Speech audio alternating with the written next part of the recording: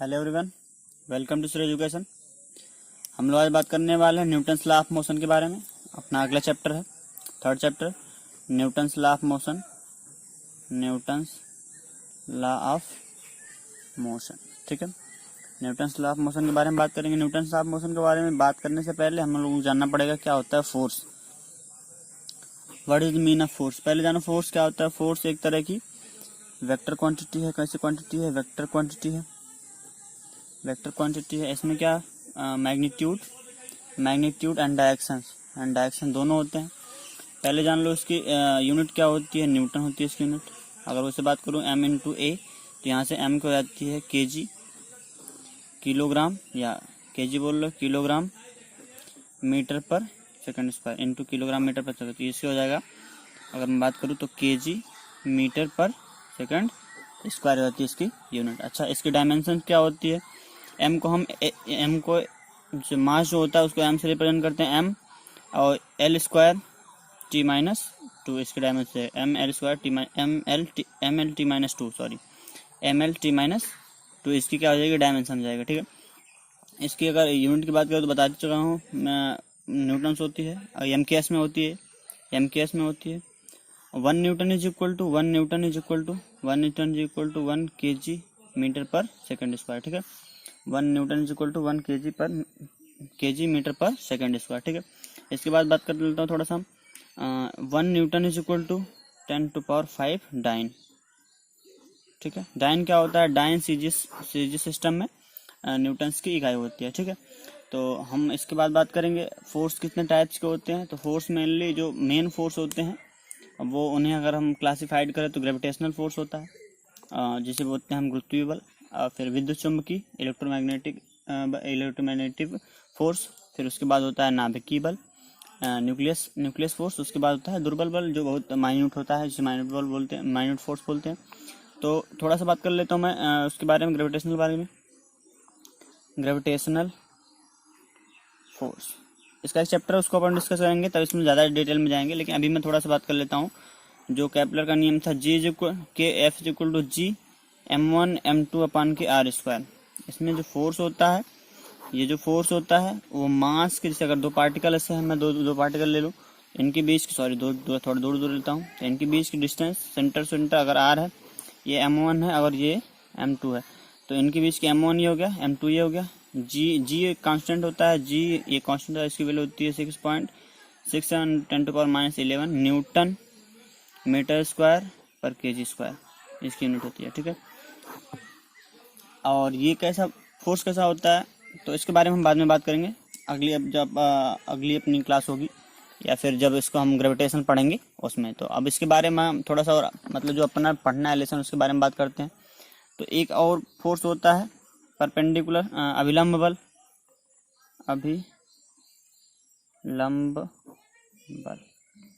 Reaction force. Reaction कब generate होती है उसके बारे में थोड़ा जानो।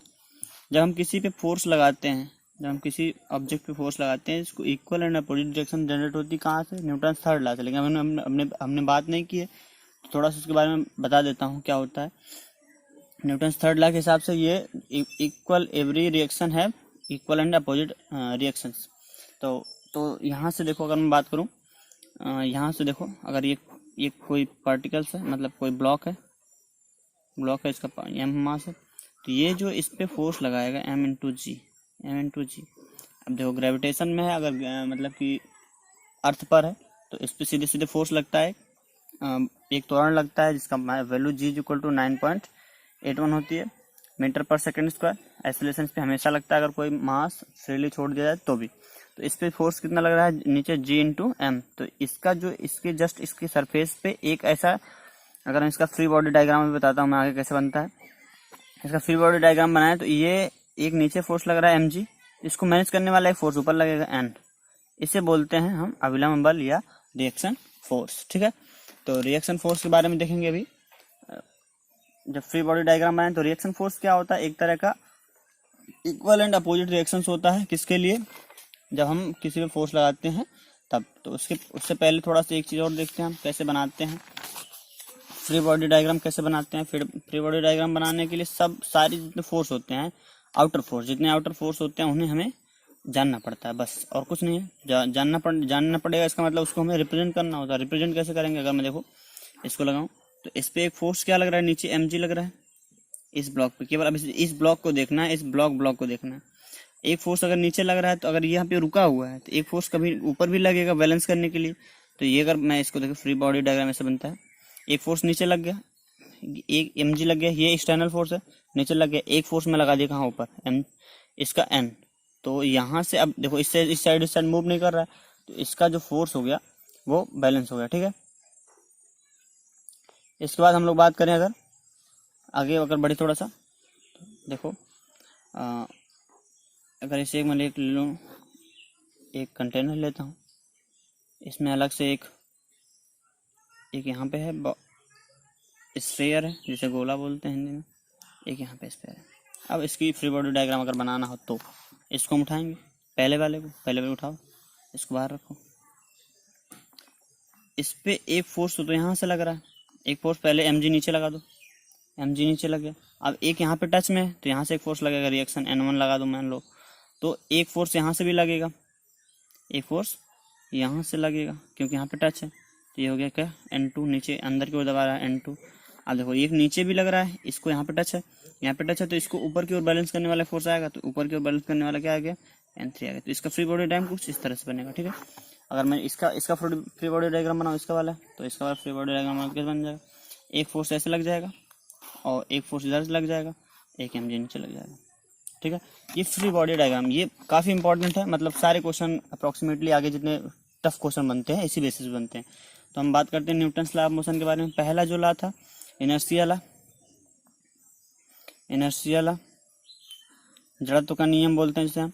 अगर कोई ऑब्जेक्ट है, अगर वो मूव कर रहा है, suppose that this is the object, ये मूव कर रहा है, अगर इस पे एक्सटर्नल फोर्स नहीं लगाया जाए, एक्सटर्नल फोर्स का मतलब एक्सटर्नल फोर्स क्या होता है, जब बाहर से बल लगाए जाते हैं तो उन्हें हम एक्सटर्नल फोर्स लेके चलते हैं। तो एक्सटर्नल फोर्स जैसे बाहर से अगर कोई बल ना लगाया जाए तो ये फोर्स, अगर ये पार्टिकल रुका है तो रुका ही रहेगा, अगर ये चल रहा है, अगर ये एक कांस्टेंट वेलोसिटी से चल रहा है तो चलता ही रहेगा, चलता रहेगा। अब एग्जांपल आपके दिमाग में आ रहा होगा कि अगर हम एक रिंग को चला के छोड़ देते हैं तो उसको चलते रहना चाहिए, लेकिन नहीं चलता है। तो क्यों नहीं चलता है, इस पर एक बाहर से एक्सटर्नल फोर्स लगता है, इसका नाम है फ्रिक्शन।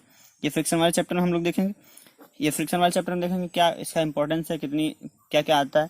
तो इसके दूसरा लॉ ये हो गया, पहला वाला लॉ हो गया, अगर कोई पार्टिकल्स मूव कर रहा है या किसी भी अवस्था में, तो उसी अवस्था में रहना पसंद करता है या रहने की कोशिश करता है जब तक कि उस पर कोई एक्सटर्नल फोर्स ना लगाया जाए। A particle will maintain our situation in the any condition until a external force will not apply at that system or at that object, ठीक है। तो ये फर्स्ट लॉ हो गया। सेकंड लॉ था क्या, तो सेकंड लॉ के बारे में अगर बात करूँ मैं, सेकंड लॉ होता है कि F is equal to dp by dt। dp क्या होता है, p इज द मोमेंटम होता है।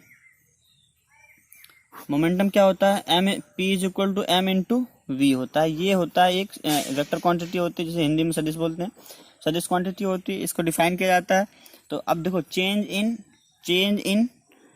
In moment per unit time जो होता है, इसे हम फोर्स कंसिडर करके चलते हैं। Change in moment per unit time जो होता है उसे हम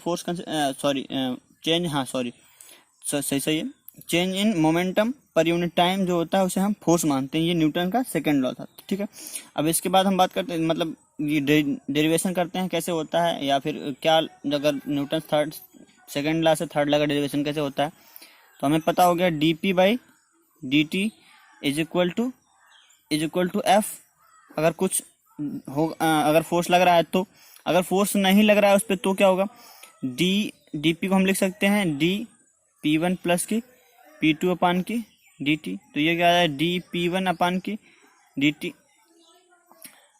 प्लस की dp2 अपान की dt is equal to f अगर जीरो है तो, अगर f एक्सटर्नल फोर्स कोई नहीं लग रहा है, f एक्सटर्नल फोर्स कोई नहीं लगा, तो यहाँ है dp1 अपान के dt is equal to dp2 upon की t माइनस के। तो यहाँ से क्या हो गया, अगर बात करूँ f2 या f1 लिख लो, तो f1 is equal to minus के f2। यहाँ पे ये प्रूफ होता है कि every action have a equal and opposite reaction, मतलब माइनस जो साइन रिप्रेजेंट करता है, ये रिप्रेजेंट कर रहा है कि अपोजिट डायरेक्शन में एक रिएक्शन आती है, ठीक है।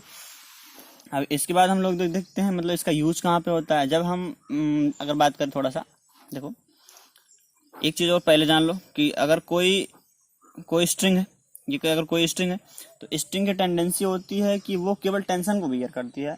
इसमें अगर कंप्रेशन लगाए तो कंप्रेशन बियर नहीं करती है, अपने आप मुड़ जाएगी। टेंशन मतलब तनाव को केवल सहन कर सकती है। तो इसमें मैं बात करूँ कि बताओ कि अगर ये 10 kg का है, कितने का है, 10 kg का, 10 kg का, तो बताओ इसका मैं अब बताता हूँ फ्री बॉडी डायग्राम कैसे बनेगा। फ्री बॉडी डायग्राम बना इसका, तो इस पर अगर मैं मान ले तो माना let T is the tension of that strings, मतलब यार रस्सी। तो इस पर फोर्स लगाओ, तो एक फोर्स हो गया इसका जो ग्रेविटेशनल फोर्स है, कहाँ लगेगा, नीचे। कितना लगेगा, m इंटू जी होता है। m की वैल्यू कितना है 10, मल्टीप्लाई विद जी की वैल्यू अगर 10 लिखते हैं तो कितना हो गया 100 नीचे हो गया। अब ये t ऊपर लग रहा है, ये हमें पता नहीं है। अब इसको अगर हम बैलेंस कंडीशन में देखें, ये मूव तो कर नहीं सकता क्योंकि यहाँ से क्या है, फिक्स्ड है। यहाँ से अगर फिक्स्ड है तो ये मूव कर नहीं सकता। जब मूव नहीं करेगा तो ये ऊपर जो अपर फोर्स है, डाउनवर्ड जो फोर्स है, वो क्या होगा, बैलेंस होना चाहिए, जो हम पढ़े हैं। देखो summation of F is equal to 0 होना चाहिए, कब, अगर मोमेंट में चेंज कोई नहीं हो रहा है तो summation of F is equal to 0 मतलब इस डायरेक्शन में अगर हम देखें, इस डायरेक्शन में कोई फोर्स लग रहा है नहीं, तो इसका जो सम होगा वो 0 होना चाहिए। अगर हम इसको नीचे वाले के पॉजिटिव लेके चले, इसको नेगेटिव लेके चले, मतलब अगर सॉरी ऊपर वाले के पॉजिटिव ले, नीचे वाले के नेगेटिव, तो ये वाला हो जाएगा टी माइनस के m g is equal to m into a लिखेंगे। लेकिन क्या ये मूव कर रहा है, ये पार्टिकल क्या मूव कर रहा है, नहीं, एक्सेलरेशन क्या हो जाएगा 0। तो क्या लिखेंगे, T is equal to m into g, T is equal to m into g, मतलब इसमें जो टेंशन आएगा वो एम इंटू जी के इक्वल आता है, ठीक है। और थोड़ा सा हम आगे बात करें, देखो एक अच्छा सा क्वेश्चन लेता हूँ मैं।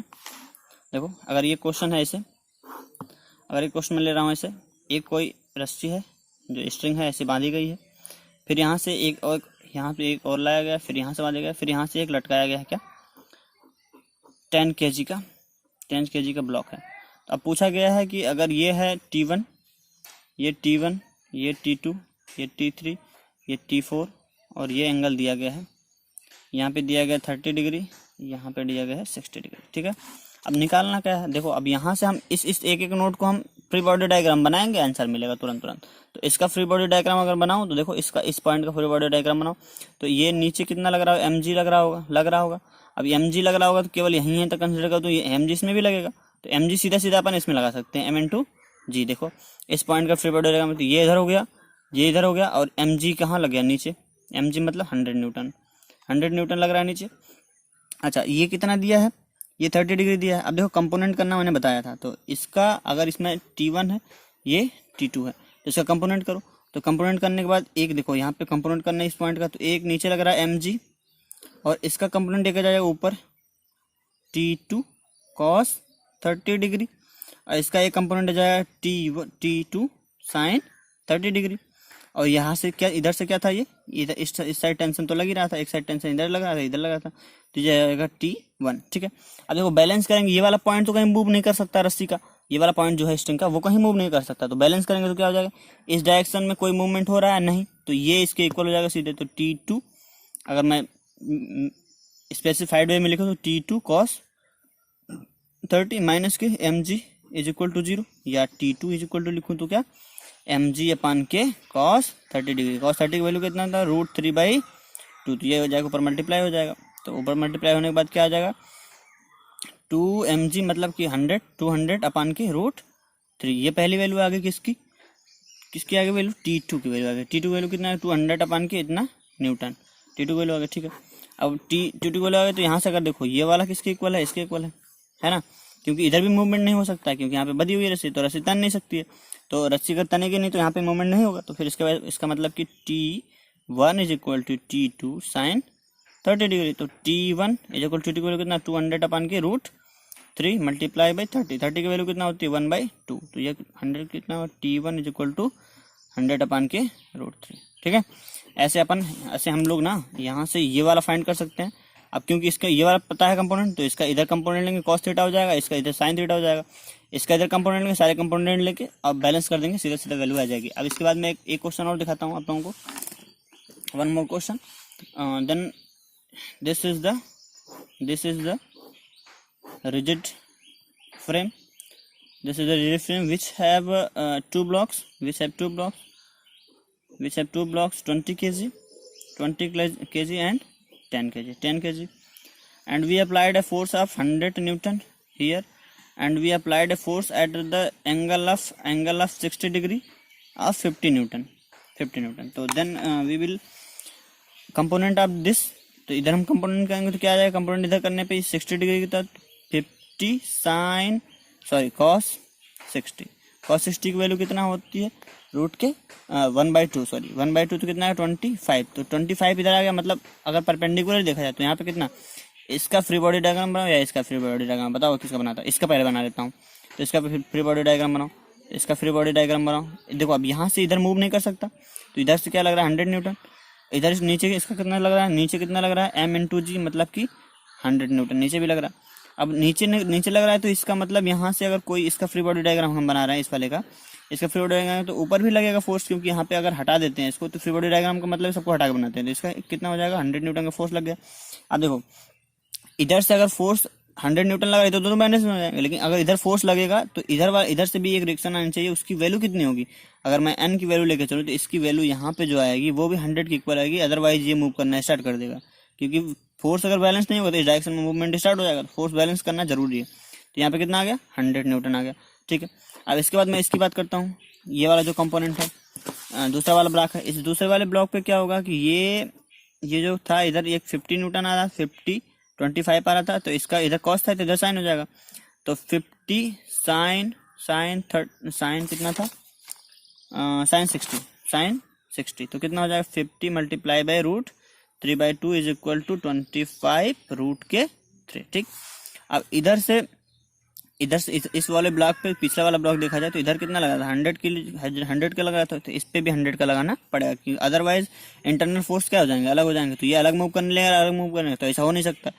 तो यहाँ पे देखो ये वाला फोर्स यहाँ पे लगेगा, इसका कितना था 20 kg, तो 20 kg नीचे भी लगा दो, तो 20 kg नीचे लगा दो, 20 kg मल्टीप्लाई बाई 10 तो कितना हो जाएगा 200 न्यूटन नीचे लग रहा है।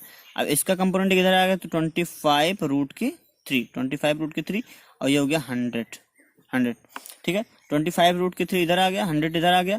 तो अब यहाँ से ये वाला था, अब इसमें मेन जो था कि जो रिएक्शंस आएगी इस पे जो वॉल थी यहाँ पे, उस पे रिएक्शन कितना आएगी वो निकालना था, मेन मतलब जो सबसे बेस्ट था वो वाला क्वेश्चन। तो इस पे कितना दोनों, तो सबसे पहले हम दोनों वाले के मिडिल में निकाल लिए, फिर इसके बाद हम बात कर रहे हैं इसके, तो इस पे रिएक्शंस कितनी आएगी वो हमारे मेन इंपॉर्टेंट है, ठीक है। तो इस पे रिएक्शंस की बात करूँ तो ये देखो 100 माइनस के 25 रूट के, तो इतना जो आएगा रिएक्शन इस पे आएगी, अदरवाइज ये इधर मूव करना स्टार्ट कर देगा, तो वॉल के द्वारा इस पे लगाएगी रिएक्शन कितनी होगी, इसके इक्वल हो जाएगी। फ्री बॉडी डायग्राम बना के देख लो ना, ये रहा। अब फ्री बॉडी डायग्राम अगर बनाना है तो इधर से 100 हो गया, इधर से 200 हो गया, इधर नीचे 200 लग रहा है और ये 25 आ रहा था। तो अगर इसकी रिएक्शन की बात करें तो रिएक्शन नीचे 25 और 200, तो रिएक्शन कितना हो जाएगा 225। अगर इधर की बात करूँ तो कितना, ये वाला जो कंपोनेंट आया था इसका कितना आया था 25 रूट के 3, तो इधर से जो रिएक्शन डेवलप होनी चाहिए इसको मैनेज करने के लिए, तो कितना 100 माइनस के 25 रूट के 3 वो रिएक्शन डेवलप होगी इसको मैनेज करने के लिए। तो इसके द्वारा इस पे लगाएगी रिएक्शन, अगर मैं पूछूं ऐसे देखो, इसके मतलब ये जो ब्लॉक है, ब्लॉक द्वारा इस पे लगाएगी रिएक्शन कितना हो जाएगी, इसके इक्वल हो जाएगी, ठीक है। तो ये रहा आज तक का क्वेश्चन। फिर अगला क्वेश्चन एक क्वेश्चन लास्ट क्वेश्चन ऐसे ले लेता हूँ मैं। एक स्ट्रिंग है यहाँ पे लगी हुई है, यहाँ पे फिक्स है। अब ये 10 kg का, कितना का 10 kg का अगर ये नीचे खींच रहा है, ये नीचे खींचने की कोशिश कर रहा है, और ये देखो अब यहाँ से स्ट्रिंग में जो ये 10 kg का है, तो 10 × 10 मतलब कि जी, तो कितना 100 kg, तो इसमें भी 100 kg डेवलप हो जाएगा, 100 न्यूटन का डेवलप हो जाएगा। अब ये स्ट्रिंग यहाँ पे भी है वही, तो इसमें भी 100 न्यूटन का डेवलप हो जाएगा। तो अगर मैं बात करूँ इस पे कितना फोर्स आएगा, इस पे जो लगाया गया है बाहर से स्ट्रिंग, तो इस पे 100 इस पे 100 दोनों परपेंडिकुलर हो जाएंगे। तो अगर रिजल्टेंट की बात करें, देखो 100 इधर और 100 इधर, तो इसका रिजल्टेंट का वैल्यू इधर आएगी, तो इसका अपोजिट इधर जो बियर करेगा, तो इसका रिजल्टेंट कितना हो जाएगा 100 का स्क्वायर प्लस के 100 का स्क्वायर का रूट, तो कितना हो जाएगा 100√2, ठीक है। थैंक यू फॉर लिसनिंग, मिलते हैं अगले वीडियो में, तब तक के लिए थैंक यू सो मच।